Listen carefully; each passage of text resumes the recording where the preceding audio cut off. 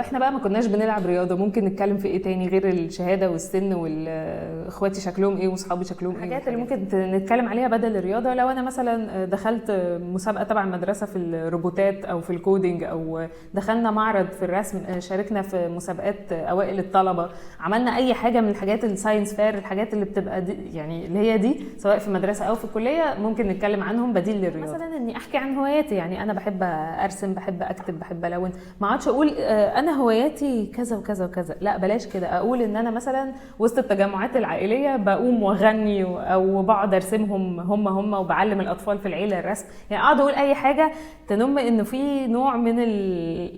اني بعمل، مش اني بدي معلومه. يعني انا هديهم المعلومه بس بشكل ان انا بعملها، كل حاجه تبقى رائعه وفظيعه وما حصلتش في الوجود، عادي، هو الكلام يبقى عادي، اهم حاجه بس ان النطق يبقى ظاهر، بحيث انه اللي بيسمع الكلام يفهم انا عايزه اقول ايه، مش اكتر.